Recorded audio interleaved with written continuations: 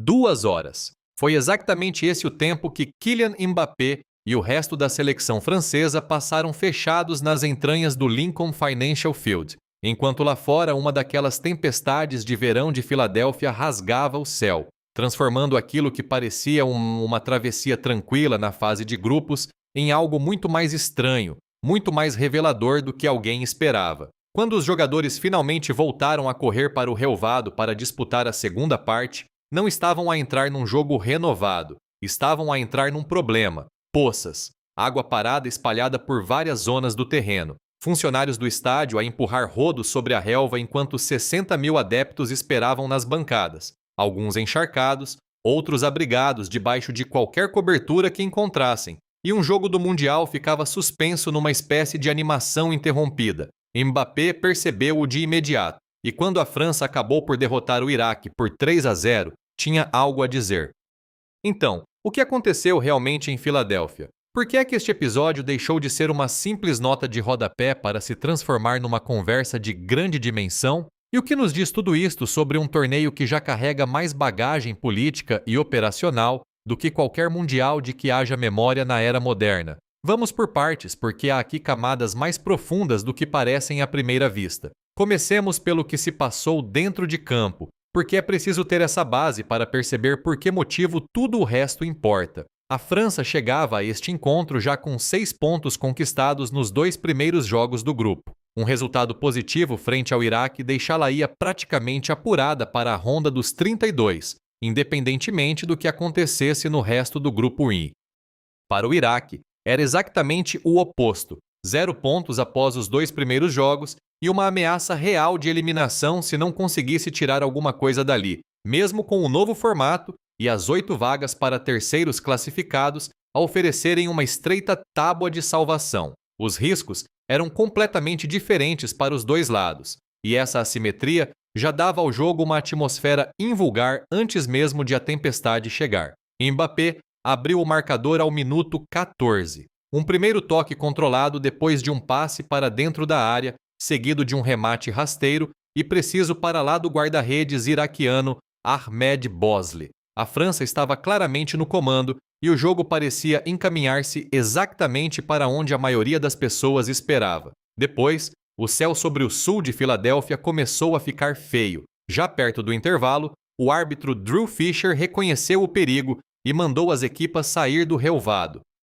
O que se seguiu foi uma interrupção que se prolongou por mais de 2 horas antes de se jogar uma única bola na segunda parte. A duração específica dessa espera não foi arbitrária. A FIFA aplica neste torneio um protocolo rigoroso contra trovoadas, que obriga a paragem do jogo e a evacuação de todas as zonas de bancada expostas caso seja detectado um raio num raio de 8 milhas do estádio, ou seja, perto de 13 quilômetros. E há uma parte que prolonga tudo ainda mais. Cada novo relâmpago reinicia a contagem. Não é simplesmente uma questão de esperar que uma célula de tempestade passe e recomeçar. Se os raios continuarem a cair dentro desse raio de 8 milhas, o relógio volta sempre ao início. Na noite de 22 de junho, foi exatamente isso que aconteceu sobre Filadélfia, e o resultado foi uma interrupção que durou mais do que os planos de jantar de muita gente.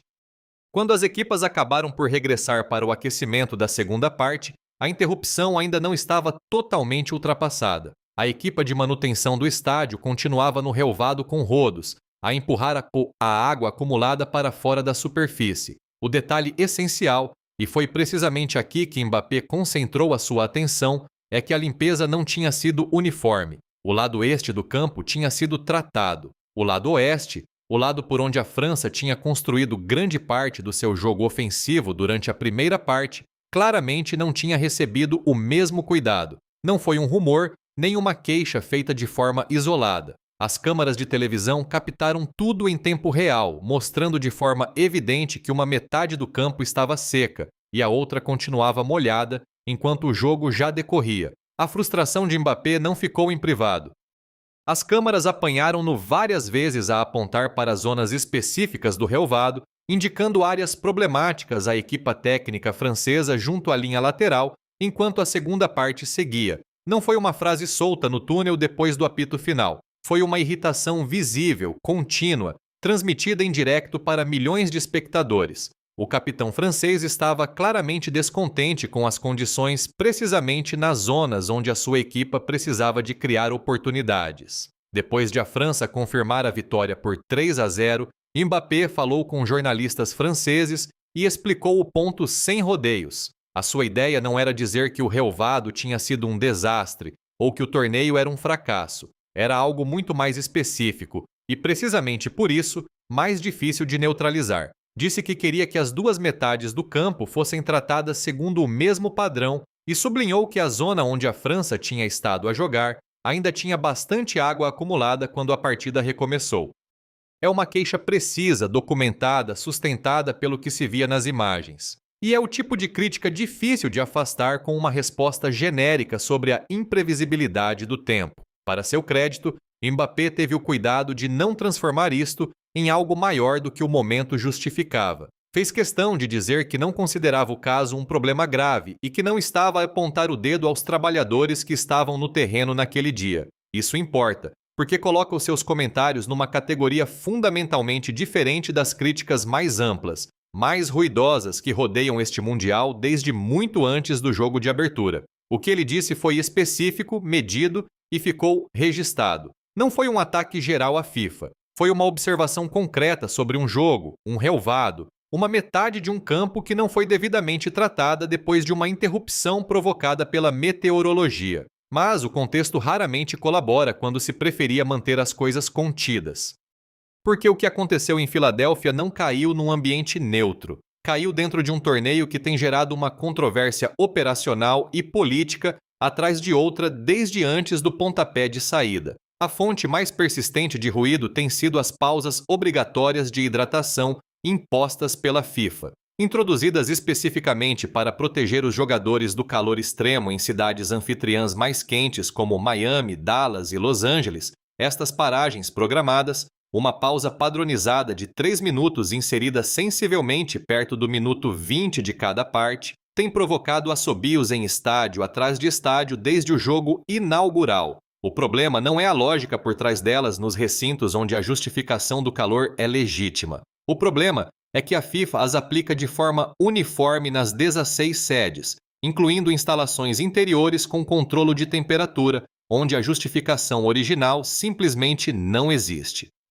Os adeptos nesses estádios têm assistido a pausas obrigatórias por calor em ambientes climatizados e têm reagido da única forma esperável, com uma frustração generalizada, audível e evidente. A interrupção de Filadélfia acrescenta uma dimensão completamente diferente a essa mesma conversa mais ampla. Isto não é sobre gestão do calor, é sobre saber se um torneio distribuído por 16 estádios em 3 países, atravessando climas tão diferentes como o sul do Texas em junho e os estádios de altitude do México, está realmente preparado para lidar com toda a variedade de condições que um verão norte-americano pode produzir. Uma paragem de 2 horas por causa de relâmpagos seguida de um relvado limpo de forma desigual num jogo de grupo de alto perfil não é apenas um soluço operacional. É um dado que os críticos da infraestrutura logística deste torneio vão usar, justa ou injustamente, como prova de que a ambição organizativa ultrapassou a preparação prática no terreno.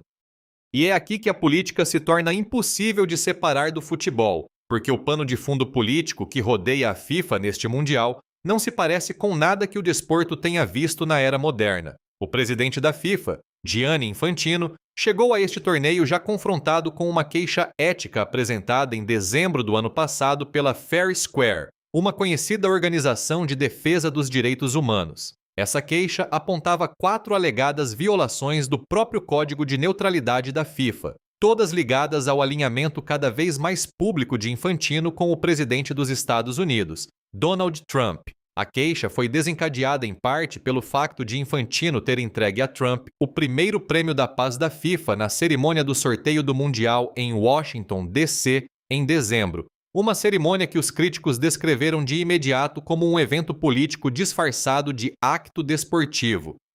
Vários dirigentes do futebol europeu abandonaram o Congresso da FIFA em Paris no início de 2025, depois de Infantino ter chegado com horas de atraso por ter acompanhado Trump numa viagem de golfe ao Médio Oriente, dando abertamente prioridade à sua relação com o presidente norte-americano em funções em detrimento de uma reunião agendada do órgão dirigente. Representantes da UEFA afirmaram publicamente que alterar à última hora o horário do Congresso para acomodar aquilo que pareciam ser interesses políticos privados não prestava qualquer serviço ao futebol. O COI abriu a sua própria investigação à conduta de Infantino em fevereiro deste ano, depois de ele ter sido fotografado num evento político com um boné vermelho onde se lia USA e os números 45-47, uma referência direta aos 2 mandatos presidenciais de Trump.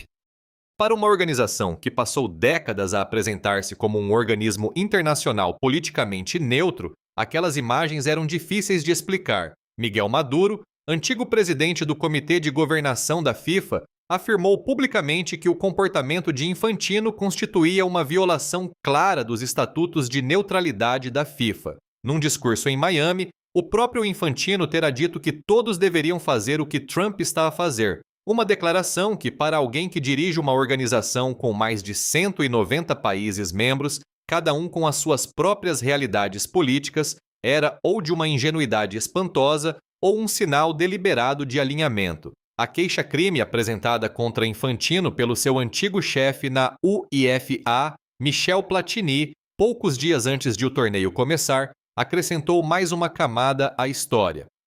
Segundo o advogado de Platini, Olivier Baratelli, a queixa alega que Infantino se coordenou com outras pessoas para impedir Platini de algum dia disputar a presidência da FIFA. Resta saber se essa queixa levará a algo substancial, mas o momento em que surgiu, no meio da primeira semana do torneio, foi exatamente o tipo de distração que a FIFA teria preferido evitar. Depois, há a questão da Arábia Saudita, que não desapareceu. A decisão da FIFA de atribuir o Mundial de 2034 à Arábia Saudita tem sido, há anos, uma fonte permanente de controvérsia, com críticos a apontarem para o historial do governo saudita em matéria de direitos humanos e a citarem aquilo que descrevem como um padrão da FIFA de entregar grandes torneios a estados autoritários dispostos a pagar por esse privilégio.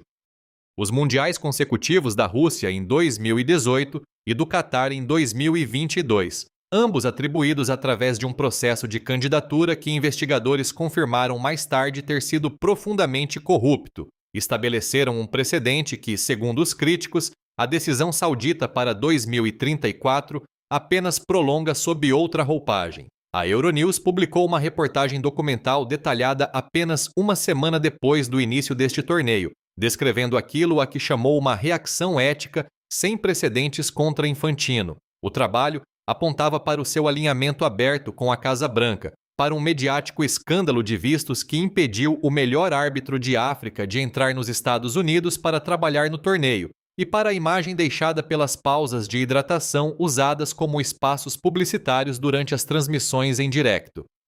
Esse último detalhe, paragens obrigatórias do jogo que por acaso duram 3 minutos e coincidem com segmentos comerciais específicos, alimentou especulações sobre os acordos financeiros que poderão estar por trás da decisão de impor as pausas independentemente das condições meteorológicas reais em cada estádio. A FIFA não respondeu diretamente a essas preocupações concretas. O prêmio monetário total deste torneio atinge o recorde de 871 milhões de dólares, um número impressionante por si só e que levanta as suas próprias perguntas sobre para onde vai esse dinheiro, quem o captura e qual é a relação entre essa escala financeira e as decisões de governação que tornaram este Mundial simultaneamente o maior da história e o mais politicamente complicado. Com 48 seleções, 104 jogos e 16 cidades em 3 países, a ambição da FIFA é genuinamente histórica. Os desafios operacionais e políticos que acompanharam essa ambição também o são.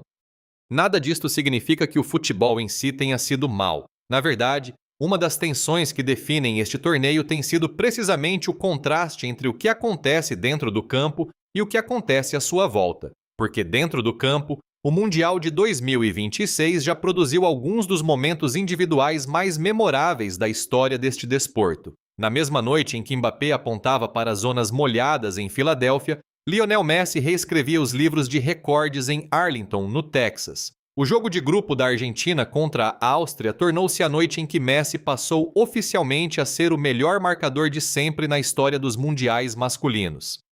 Marcou o seu 17º golo ao minuto 38 para desfazer o empate com a lenda alemã Miroslav Klose, e depois ainda acrescentou um 18º antes de o jogo terminar, ficando sozinho com o recorde se forem consideradas as competições masculinas e femininas do Mundial, igualando a brasileira Marta como o marcador mais prolífico de toda a história do torneio. A Argentina ganhou por 1-0, e Messi tinha baixado a cabeça em frustração mais cedo no encontro depois de falhar um pênalti, apenas para a levantar minutos depois e marcar o golo mais significativo da sua carreira do ponto de vista histórico. Entretanto, o bis de Mbappé frente ao Iraque elevou o seu próprio total em mundiais para 16 golos, igualando o ponto em que estava o recorde de Klose antes de Messi o ultrapassar nessa mesma noite.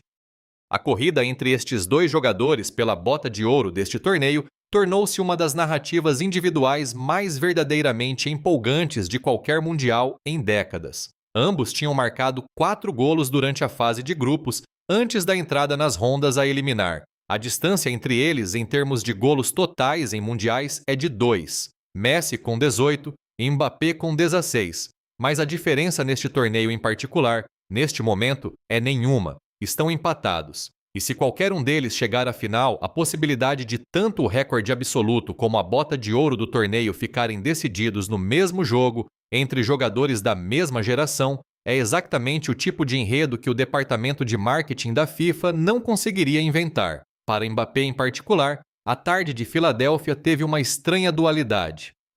De um lado, uma frustração visível e documentada com condições que não deveria ter tido de enfrentar num jogo do Mundial, uma queixa específica sobre uma limpeza desigual que deixou a sua equipa com pior apoio do que os adversários, captada pelas câmaras e confirmada pelos seus próprios comentários no pós-jogo. Do outro, um dos dias estatisticamente mais significativos da sua carreira internacional, um bis que o colocou isolado no segundo lugar da lista de melhores marcadores de sempre em mundiais, precisamente na noite em que o homem que agora está acima dele bateu o recorde. Esse contraste capta algo verdadeiro sobre este torneio. O futebol é extraordinário, a governação é caótica, as exibições individuais são históricas, as decisões operacionais estão a gerar queixas que não vão desaparecer simplesmente porque começa o jogo seguinte. Olhando para as rondas a eliminar, a FIFA não emitiu qualquer comunicado formal a abordar diretamente as condições desiguais do terreno em Filadélfia. Tendo em conta que o próprio Mbappé caracterizou o problema como não sendo particularmente sério, é improvável que isto evolua para uma queixa formal ou para um processo disciplinar. O resultado mais realista é que se torne mais uma entrada registrada na lista de problemas operacionais associados ao torneio, discutida, documentada, mas não resolvida antes de o jogo seguinte levantar o próximo problema. O que vale a pena acompanhar com atenção, porém, é se a meteorologia continuará a ser um fator à medida que o torneio avançar mais fundo no verão norte-americano. A tempestade de Filadélfia não foi um acontecimento isolado. Várias sedes do Mundial no leste dos Estados Unidos e na região sudeste ficam em zonas com padrões bem documentados de tempestades de verão, súbitas e intensas. Exatamente o tipo de fenômenos que podem produzir relâmpagos dentro de um raio de 8 milhas de um estádio e ativar o protocolo de reinício que transformou um intervalo rotineiro numa paragem de 2 horas. Se ocorrerem atrasos semelhantes noutros recintos que recebam jogos das rondas a eliminar, sobretudo em estádios com a mesma superfície híbrida de relva natural sobre base sintética que já mereceu comentários de vários jogadores e treinadores durante a fase de grupos, a discussão sobre preparação meteorológica e consistência do relvado não vai desaparecer discretamente. Há também uma questão operacional específica que merece mais atenção do que tem recebido. Uma interrupção de 2 horas obriga os dois grupos de jogadores a praticamente repetir a preparação pré-jogo desde o início, arrefecer fisicamente, reiniciar mentalmente e voltar a aquecer para uma segunda parte que finalmente chega mais de 3 horas depois do último contato competitivo com a bola. Essa perturbação já é significativa por si só. Acrescentar-lhe uma superfície desigual em que a principal zona de ataque de uma equipa ainda estava encharcada enquanto o outro lado tinha sido limpo, levanta perguntas legítimas sobre se as equipas de manutenção dos recintos do torneio têm os níveis de pessoal e o equipamento necessário para tratar rápida e uniformemente toda a superfície de jogo numa janela de tempo comprimida. No futebol de clubes de época regular, isto seria inconveniente. Num jogo a eliminar de um mundial, numa situação em que uma das equipas é candidata a vencer todo o torneio, torna-se algo que deve ser levado a sério. Continua por saber se a FIFA vai emitir alguma orientação às suas sedes antes do início da fase a eliminar sobre como lidar com este tipo de cenário. O historial da organização neste torneio, quando se trata de responder de forma rápida e transparente a preocupações operacionais, não tem sido propriamente o seu ponto forte. Entre os protestos contra as pausas de hidratação, as queixas éticas contra Infantino, o escândalo dos vistos que impediu um árbitro de trabalhar no torneio e agora a situação do relvado em Filadélfia, o padrão recorrente é o de problemas que surgem publicamente e uma FIFA que responde tarde ou não responde de todo. O que este Mundial revelou, mais do que qualquer edição anterior, foi a tensão entre a escala da ambição da FIFA e a fragilidade da sua credibilidade. A organização está a dirigir o maior Mundial da história, numa pegada geográfica sem precedentes, com um prêmio monetário recorde e com um presidente sob investigação ética ativa devido aos seus envolvimentos políticos com o chefe de Estado do país anfitrião. O futebol dentro daqueles 16 estádios tem sido espetacular. O ruído à volta do futebol tem sido implacável. A França bateu confortavelmente o Iraque e está apurada para a ronda dos 32. Mbappé igualou uma marca goleadora em mundiais na mesma noite em que Messi estabeleceu uma nova. Uma interrupção de 2 horas por causa da meteorologia e um pedaço de relva mal escoado com rodos no sul de Filadélfia tornaram-se o seu próprio pequeno e revelador capítulo num torneio que continua a gerar capítulos deste tipo. Momentos em que a realidade operacional de organizar algo a esta escala choca com o desporto extraordinário que tenta acontecer dentro dela. A pergunta à entrada da fase a eliminar não é se o futebol vai valer a pena ver. Vai. A pergunta é se a organização que o dirige é capaz de lidar com aquilo que construiu e se a política que rodeia o seu presidente continuará a encontrar formas de se tornar parte da história, mesmo quando a história dentro de campo já é suficientemente extraordinária para exigir toda a nossa atenção por si só.